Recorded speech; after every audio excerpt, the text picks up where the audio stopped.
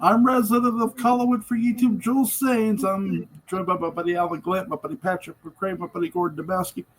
We're here to review the Avengers Season 4, Episode 21, A Touch of Brimstone. Very, very good episode, guys. What did you guys think of the cool set designs in this, Gordon? I think it was. I think they were great. I mean, it's the best that '60s television has to offer. I'd much rather talk about the plot and the writing and the acting and the story because, like, set design is, it's not the best thing about this episode. Well, what did you think of the writing? Sorry. I thought it was a very well written, well acted episode. Nicely developed villain with a milieu around him. A reason for being around him. This cult-like, bro culture, almost like a fraternity kind of thing going on. Only it's deadly fraternity kind of stuff. Nice structure around that, I thought. And Peter Wingard, he is the queen of British television of this era, in the 70s particularly. But that hair, that 70s, god awful wig that he wore when he had his own detective series. And then there's his recording career. Yeah, with a very unusual song that I don't think would play very well on the radio nowadays. Yeah, do you know about this? No, I don't know about this. Gordon, do you know about this? No, I did not know about this. It's a little tangent, so we might want to bookmark it, we might not. But if you look up Peter Wingard's song, Controversy, I think you'll see the title of it. Okay. And if you ever listen to it... Spicier than Kinky Boots? Oh, God, yes. You will Macaulay Culkinize. Okay. Well, he was the queen of British television. It's called Rape. Ooh. And it's on the positives of rape and the different types of rape. And it's not quite the Fantastics. It's not Sabine women we're talking about. No. I'm not talking about an abduction. Yeah. Now, fortunately, if you ever meet or see Peter Wingard, you know that women are probably not in a lot of danger. Mostly because, especially as he got older, apparently he was bisexual. He was straight, then bisexual, and then gay. Bisexual, get one free. But back to the episode. Yes. What did you think of the writing of this, Patrick? I thought it was written. I thought it was great. It moves quickly. It gives the audience, this is the thing. It's a very generous episode in that the audience doesn't really have to work. And by work, I mean sort of call on their own fortitude to keep paying attention, which a lot of TV, a lot of anything kind of makes you do. It's like a fruit cocktail with one cherry, but it's massive. It's like the third season of Star Trek. It kind of makes you do that. Yeah. Yes. Here it's all cherries. And it keeps topping itself. The characters are charming. It's a villain. He could have his own series. Yes, you want to keep watching him. And of course, Peter Wingard has a lot to do with that. But he wouldn't have anything to do if it weren't for the screenplay. And I think the moment with the pea, the green pea. Oh yeah, and that's how awesome. Steed deals with that. That to me is John Steed. That's vintage Steed right there, in terms of him using his wit. His chutzpah with the booze, which I suspect was a PGA or something horrible. Yeah. Yeah, it's got a lot of great stuff, and of course Mrs. Peel, in and out of control, but always ready for action. And some of the costuming that she had in this particular episode was outstanding. Yeah, especially talking about Kinky Boots. Yeah, because I remarked to a female friend of mine a while ago that I thought she had a Diana Rigg / Emma Peel, kind of feel to her. Yeah. And as I'm watching the last 15 minutes of this episode, I know that she also has a cosplay that involves like a black corset and leather pants, and Mhm.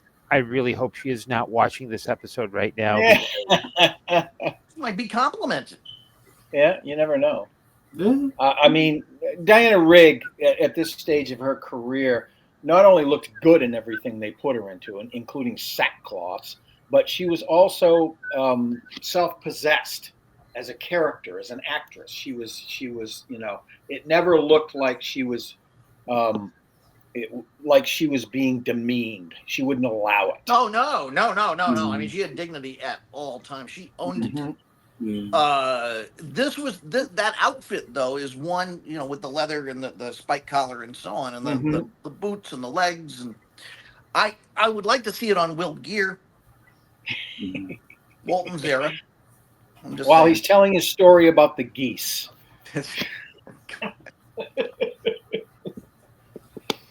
Yeah, that's definitely some BDSM stuff, and in the classic British way. What you guys think of the acting in this episode? You guys talked about the villain being very interesting, and he is. You got a very interesting villain. He's great. I'll- Great. We also have a Let's talk very the acting.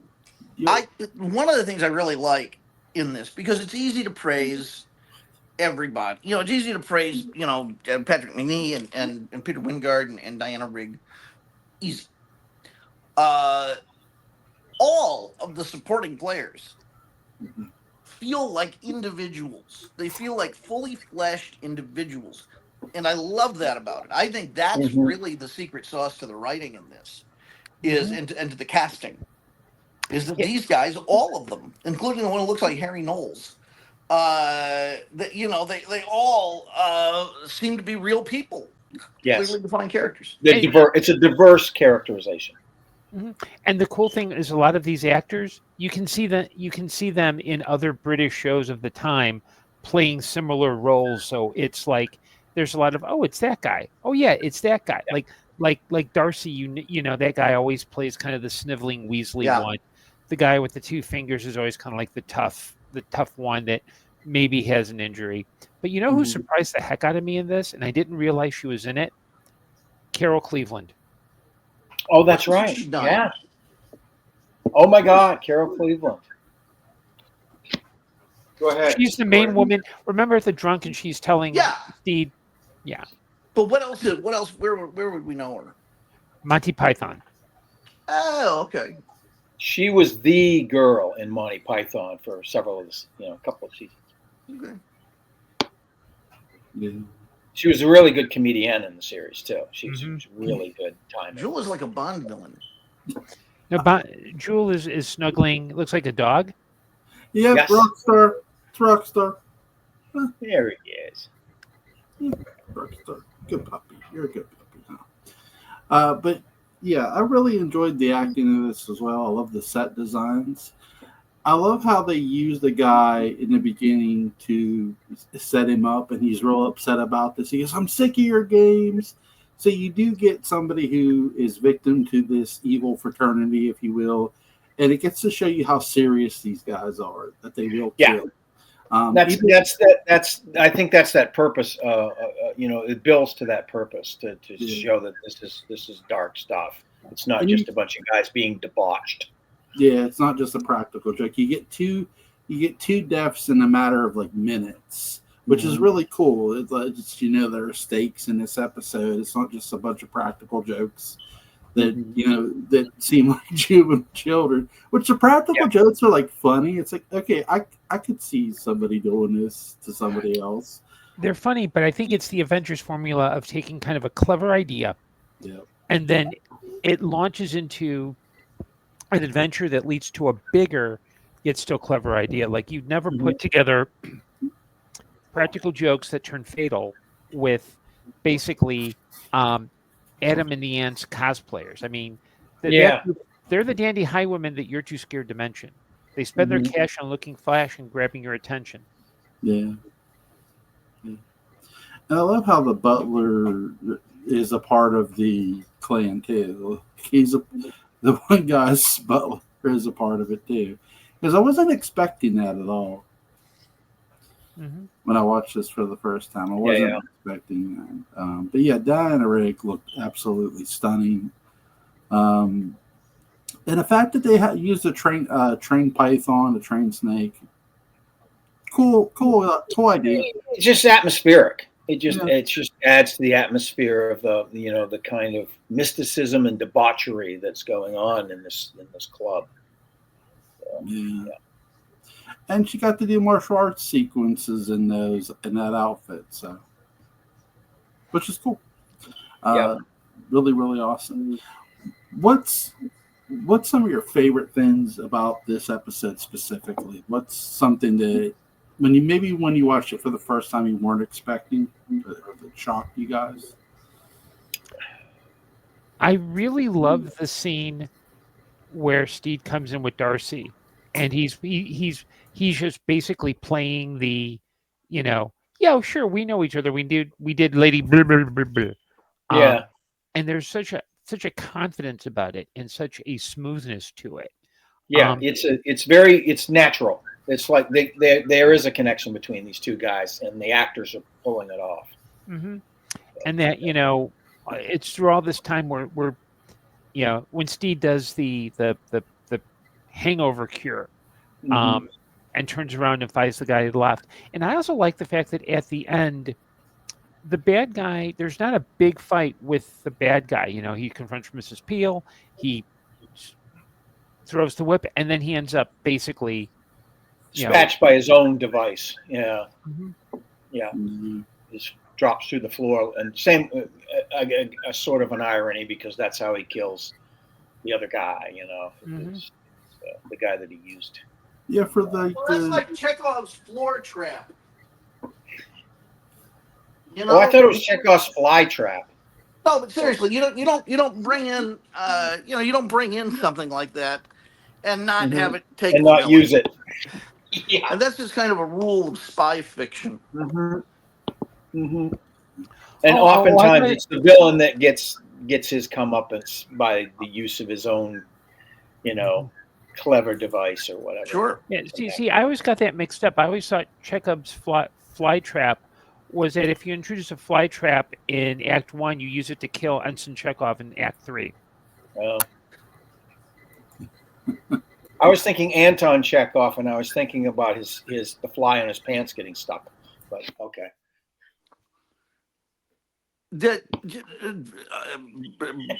Sorry. I worked with a really fine writer for a number of years, a guy named David Rains, who wrote Star Trek Continuing Mission. And David had a really good point about Chekhov's gun. And he said, if you mention the gun in Act 1 and you show the gun in Act 2, in Act 3, pull out a sword. Yeah, do something shocking. Yes. Instead of, yeah. And I mean, it's legit to use the gun too, but why not do something different? Theater and playwriting and dramatic writing is so, and this is what the Avengers defies, is so caught up in this formulaic thing. And I think one of the things that's refreshing about the Avengers is that every time it could veer towards a formula, it does this. Right. Yeah, and the main guy who wrote the Avengers, Brian Clemens, he's the same guy who would later write Captain Kronos Vampire Hunter. Or he's a guy who's always thinking, cool. He's always thinking, he knows to lean, he knows when to go, okay, we've got these elements, let's maybe think about it differently. Like, you can lean into it for a certain period of time, but then choose another path or whatever. Mm-hmm. Yeah. Let's see. Patrick, what's some of your favorite scenes? Well, I mean, trying to bring in the outfit. Yes. The initiation. I really, as much as this is an Emma Peel episode in a lot of ways, kind of, I think Steed really has some great moments. How he dispatches the guy with the umbrella. I think it's a great piece of choreography. It moves so slick. And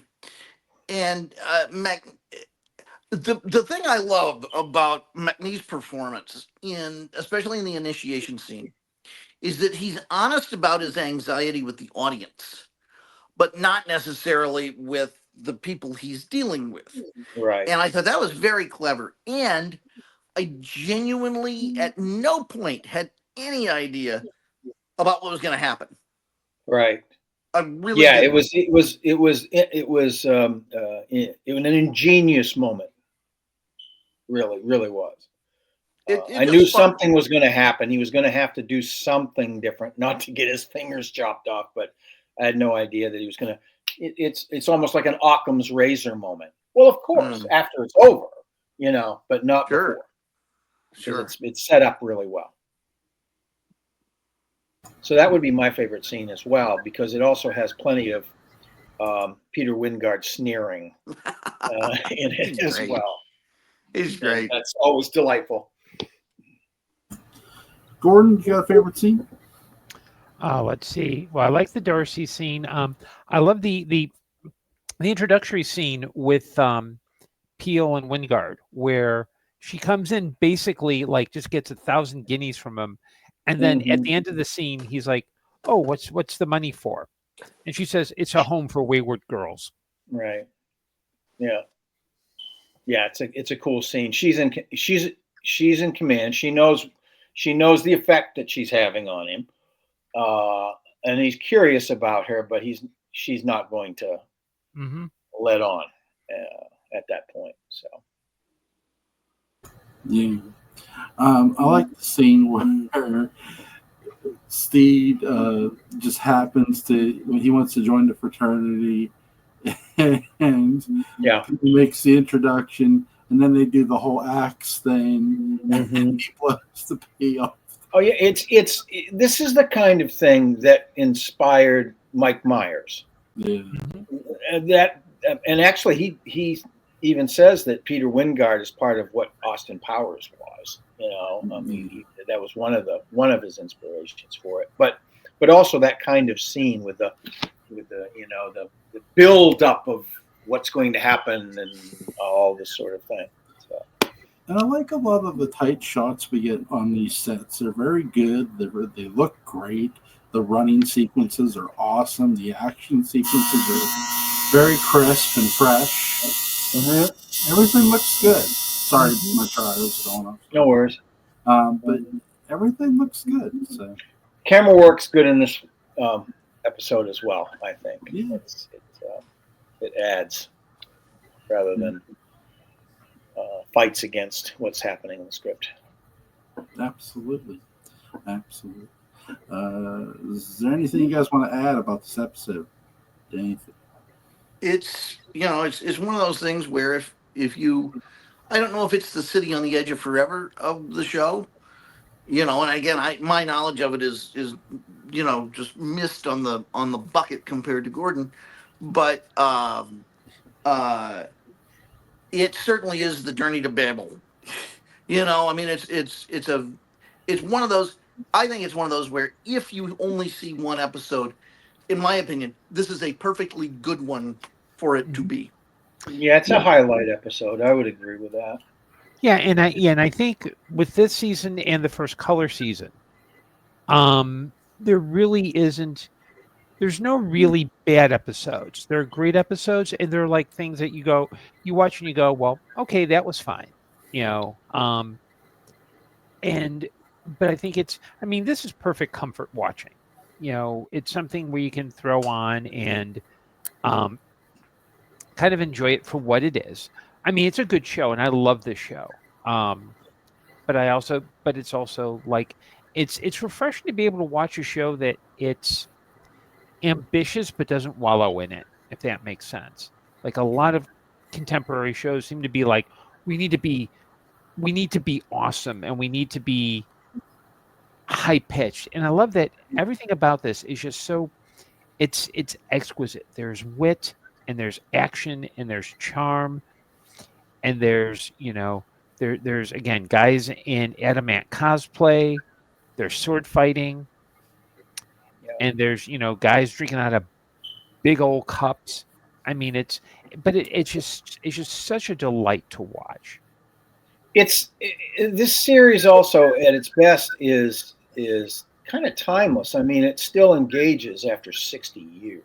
It just, it's not a difficult watch at all. You don't have to know a tremendous amount about the time period, but it helps and it's fun if you do.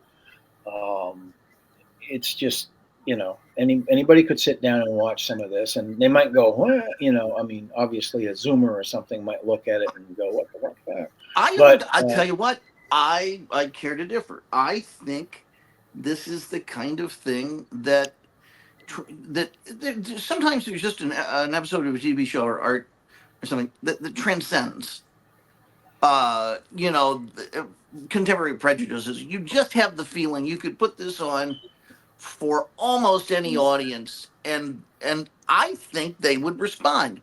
And part of it is that it has a sense of humor about itself. So if they want to make fun of it in a very sophisticated They way, can, yes, the episode's already way ahead of them. right, Or making fun of these people, not yeah. Steve and Emma, but even though they have a great sense of humor about themselves and what they're doing. But if I think it doesn't give them the time to start getting bored or wisecrack. Well, I can And tell you for sure that the students that I have aren't, well, they're not all theater students. I also have, but they're all humanities students. The ones that I have that really attach themselves to things like this are the neurodivergent ones. oh, I'm sorry, I have no doubt. Yeah. I mean, they'll attach themselves to it more quickly. Not that the other students wouldn't. It's just at first, sometimes you get some reluctance because of they have to sit through more than 5 minutes of a TikTok video or something. Some of them are really groomed for that brief stuff, and you have to kind of break through that. But this is a show that can do that. It definitely is, because it does. It has interesting things happening all the time. Every minute, something is happening that's interesting. So here's the thing about how you beat TikTok. Seriously, you look at the length of a TikTok video, and you make sure there's something interesting. Right. Every interval of that. Yeah, it's like Mike Nichols said about Who's Afraid Every of Virginia 60 to Woolf. 90 seconds. Yeah. I heard 20. Well, But- yeah, you can get that. You can get that short for sure. But I'd be happy with 60. Yeah, and I think that with the two big writers during this time of the Avengers, Brian Clemens and Philip Levine, they knew how to lean into the humor without being that, hey, you get it, Yeah. Just Just lay it in there. Yeah. and I realized this after watching it. The great strength of the show is it's witty, not quippy. If this show were made today, the producers would make them giving all sorts of like wisecracks and jokey jokes. One-liners, yeah. But there's a wit and a style to it that I think it's like, to me, it's just one of those shows that, it's a spy show as much as the Wild Wild West is a Western, as much as Dark Shadows is a soap opera. Mm-hmm. Yeah, they have some of the outside bling, and maybe it's kind of how they started, but when you see it through, it's like, oh no, it's going in an interesting direction. Yeah.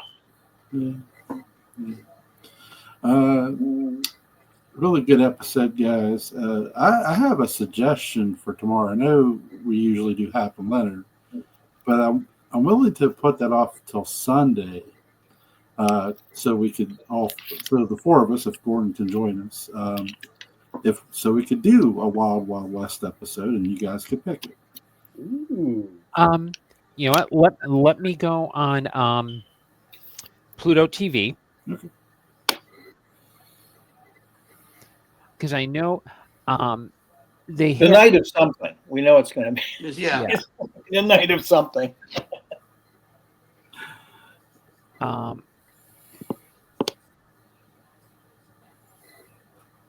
It's. I mean, a Loveless or a Count Manzeppi or something like that would be. Mm-hmm.